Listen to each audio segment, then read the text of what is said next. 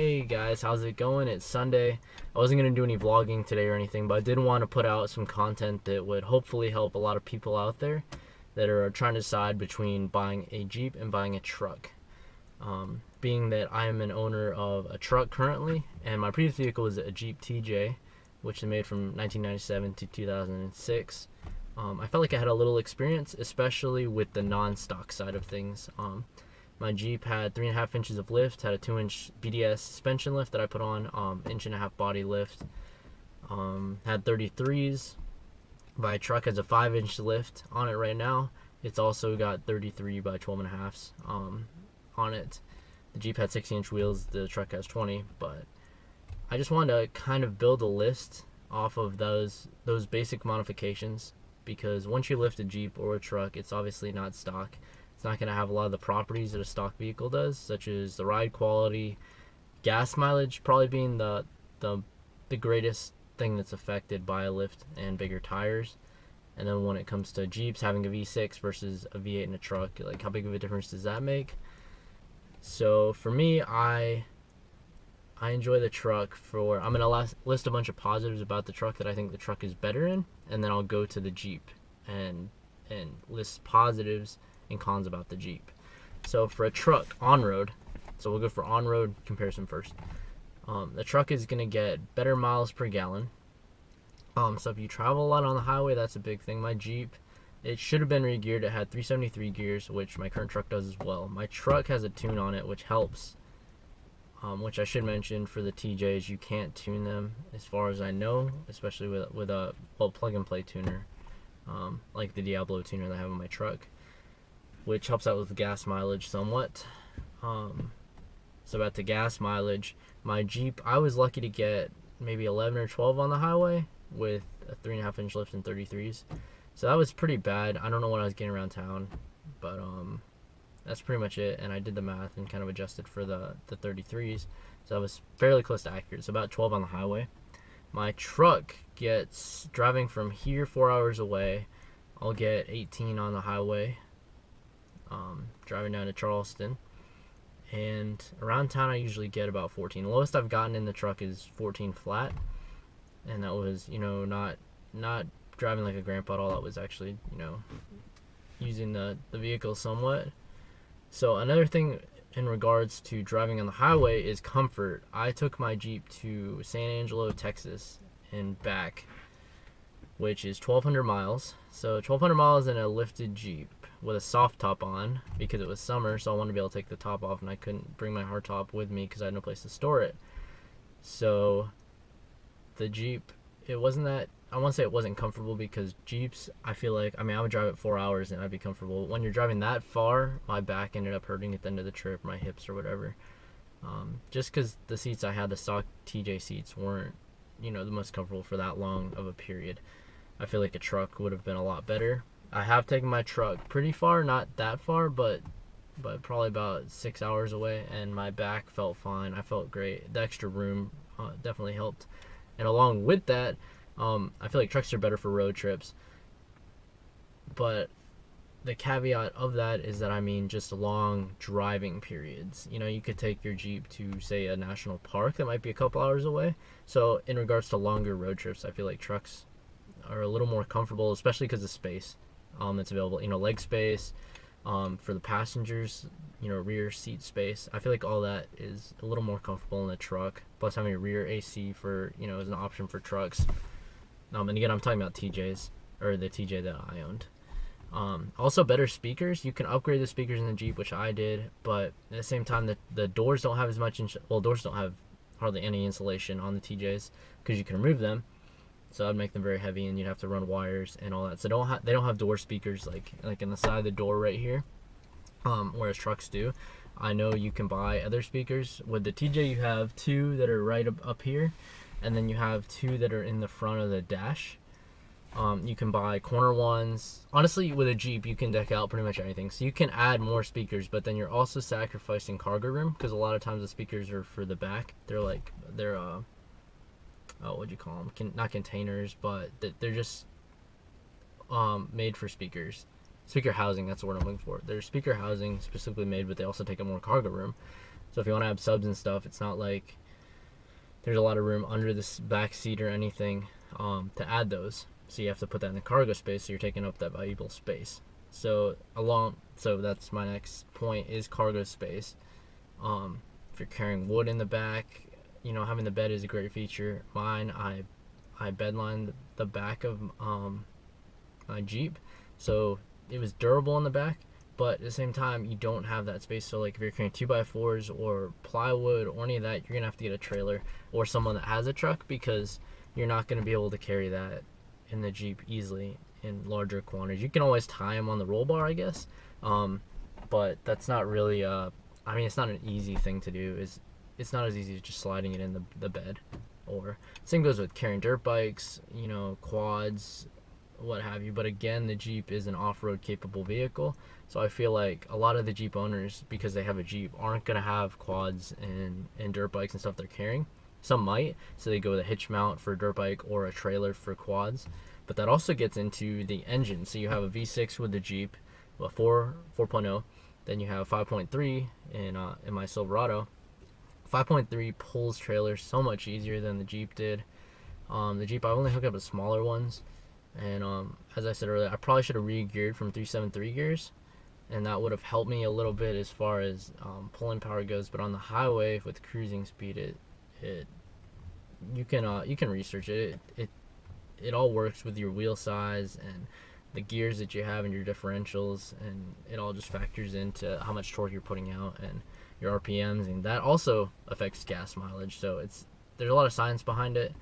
It's pretty simple concept. This gets bigger, this needs to get smaller, this gets smaller, your gears can be bigger, what have you. But it's still V6 versus V8. So I felt like with my Jeep, I definitely, like when I drove out to Texas, I didn't take it over 65 miles an hour, believe it or not. So it was a long trip, which is probably why my back hurt. But Jeep doesn't have a lot of get up and go. This is a 4-speed. My Jeep was a 4-speed as well. And the first thing I noticed after buying my Jeep, coming from a 2014 Silverado, which is 6-speed, the first thing I noticed was how high the RPMs would go when you're going like 70, and how, I don't want to say shaky, but the Jeep is a lot lighter vehicle. So on the highway when it was really windy, you'd be moving a little bit, simply because the Jeep's so light and it doesn't have a lot of get up and go. So if you had a strong headwind and there were big hills, I had trouble on the highway. Even, you can take overdrive off around city, but on the highway, even cruising, I felt like I didn't have a lot of get up and go. Once I hit like 65, I didn't feel like I could, like, if I need to scoot past somebody, I wasn't able to. Whereas a truck, you have plenty of power, and more than enough power, actually. And along with power, there's tunability. So like I said earlier, the truck is tuned, and it just really helps out a lot. I would definitely recommend tuning a vehicle, whereas the Jeep is not tunable. So that was one of my biggest caveats with the Jeep, is that you couldn't throw a tune on it to get better miles per gallon or adjust certain things, So those are my caveats with the Jeep. I think that's pretty much it for the truck. I know I kind of delved into the Jeep comparisons a little bit, but now I'm just going to talk about the Jeep and the positives of the Jeep on road, and then we'll just collectively go to off-road after this. So as far as the Jeep goes, on road, the Jeep is definitely a lot easier to park. So if you live in a city or somewhere where you're going to commute to a parking garage or something like that, I will say the Jeep is much easier to park. Like coming from a truck to a Jeep, you're going to have loads of an easier time of just swinging to parking spaces. And honestly, I never put my truck in forwards now. I always back my truck up because it's a lot easier. But the Jeep, you can just fly into a parking space, so that is definitely much easier. The amount of control you have is much more. It's more fun to drive, I will say that. Even though you don't have the power and like an exhaust like a V8, but you can take the doors off, and even with the doors off and the hardtop on, it's just such a fun, enjoyable thing. 'Cause you can let your leg hang out, and you can interact with other drivers a lot easier, and it's just a lot more enjoyable. Or going topless with it, and like my favorite top was actually the screen top with the doors off, and it's just, you just get so much wind, and it's just such a enjoyable time. I do miss that sometimes, and I wish I could take the doors off the truck easily. Another thing with the Jeep is you're gonna get a rugged interior. So I will say most trucks nowadays, especially the newer ones, this is a 2008 Silverado, so the interior isn't as nice as the 2014 Silverado was, or any of the newer ones, or the Duramaxes with a leather interior where you'd be afraid to get it messed up. You can obviously get leather seats for Jeeps, and obviously the JKs, that's a whole different story.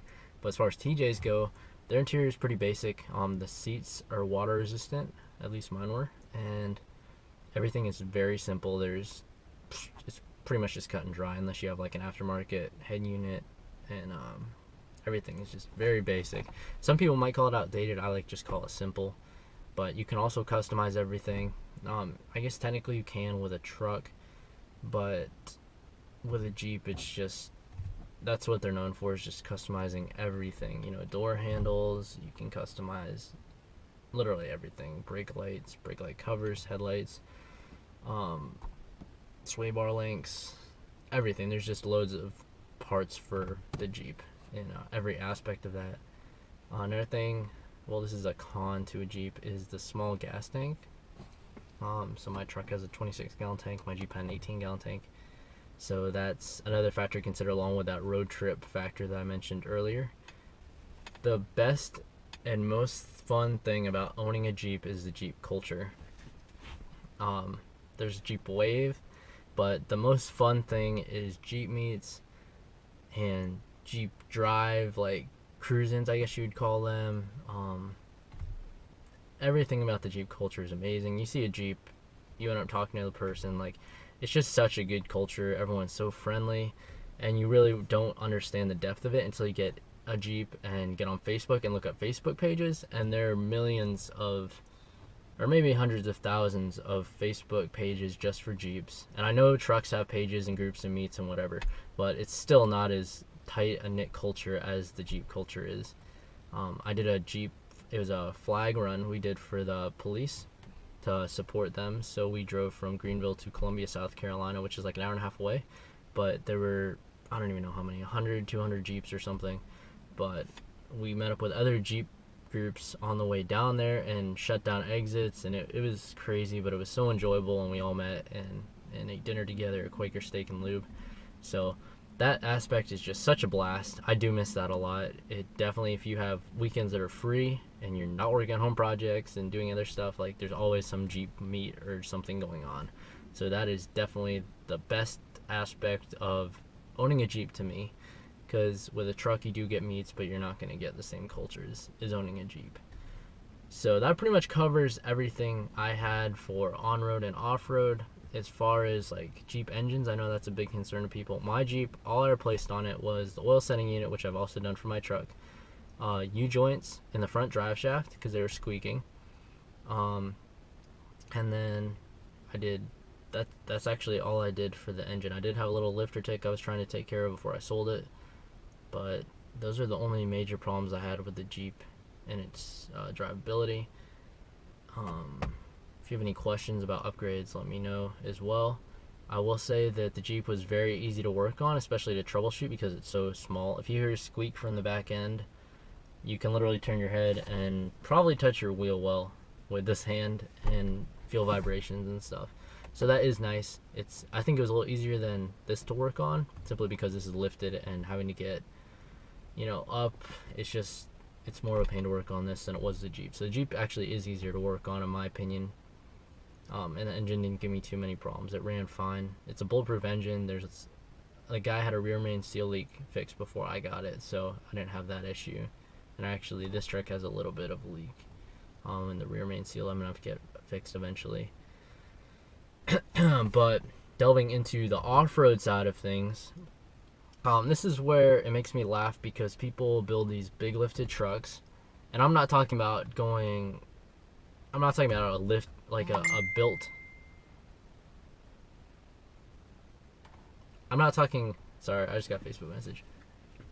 I'm not talking about a built truck, with Fox shocks and reservoir shocks and something that's going to be like an actual, like, either Baja truck or a rock climber, or, something that's actually built for that purpose. I'm talking about guys that have, well, this is actually kind of funny, ironic actually. Guys have chrome wheels, mud tires, and crappy lifts, which actually includes me, I guess, technically. So a Pavement Princess build for Jeeps and trucks. But it makes me laugh because everyone thinks that building a big lifted truck, it's made to go off-road. That is just so incorrect as far as trails go. Because when it comes down to it, trails are skinny typically. And when it like drive over angles, stuff like that, I just don't understand how people take their trucks off-road. Plus, there's a lot more paint to scratch, which I know sounds like a typical mall crawler Pavement Princess comment, but it's true. I mean, if I'm driving a vehicle every day, I don't want to get all scratched up. I mean, a Jeep, a lot of the parts are plastic, or you can add steel bumpers, which you can for trucks, but a lot more exterior customizations are available for Jeeps, like rocker guards and stuff like that, which will help you not get so scratched up and not destroy your daily driver. Which is a point I also forgot to mention earlier. My Jeep was my DD, my daily driver, so I didn't take it off-road a ton because if it breaks, then I have no way to get to work. So skipping ahead, my combination that I think is my perfect combination is having a truck and then getting a UTV, an ATV, a dirt bike, something you can ride on the trails that isn't your daily driver, if that makes any sense. But going back, the Jeep is definitely a lot more capable off-road. It just the size of it, the drivability of it, that it's so much easier to maneuver. It's a lot more maneuverable. It's got better angles, and really just the size of it is so much better than having a full-size truck on the trails. I've got a buddy actually who took his full-size Tundra out on the trails, and he kind of looked like an idiot because he couldn't even make it around some of the corners, some of the trees, because the spaces were just too small. So that's definitely something that you get caught up in the truck world, is, you know, people trying to take too big of trucks off-road or thinking the truck, because it's lifted and four-wheel drive, it can go anywhere. Well, in my opinion, a Jeep is just so much more capable off-road. So that pretty much does it for the comparison. You can take it at face value. Take it, you know, is my review of having a truck and a Jeep. I'm probably going to stick with trucks just because it works for me. You obviously have to find a vehicle that's going to work for you. It's going to fit your needs, you know, size-wise, family-wise, if you have cargo, or if you're a homeowner, or you know, you live in a small city. So it's completely up to you, which I know is the answer everyone on the forum says, which drives me insane. When I was looking for a Jeep, that answer, it's like, well, it's completely up to you. But it really is true. You have to find something that's going to fit your needs. But I would say, because they're the same price, I would lean towards a truck. But that's not to say Jeeps are totally bad. I'm just saying, if you have more time to get to the trails, you know, you're not worried about spending money on parts, and you can afford to have a daily driver that can brake, or a secondary car. I think a Jeep is a great secondary car because you can have a daily driver and then your Jeep you can take on the weekends. But unfortunately, a lot of us can't afford that, and people like myself, we have to settle for having a smaller off-road toy with a normal daily driver. But if you have the money to have, you know, a great daily driver and then also have a very off-road capable Jeep, then that's great. And that's definitely probably the dream of a lot of people. But that pretty much is the video, guys. Sorry it went so long, but I did try to get everything that I could think of in the video. So hope you guys enjoyed it. Hope it was helpful. Leave me a comment below if there's anything else that I can help you guys with. Any upgrades or anything truck-wise or Jeep-wise. If you guys have any questions for me, definitely like the video. If you liked it, it definitely helps. And subscribe. That definitely helps immensely, is seeing that people are subscribing to what you're putting out and that it's being helpful to a lot of people. And yeah, definitely comment, because I like to hear from you guys. You guys come up with some great questions, suggestions, and information as well. So thanks for watching, guys. Have a good weekend.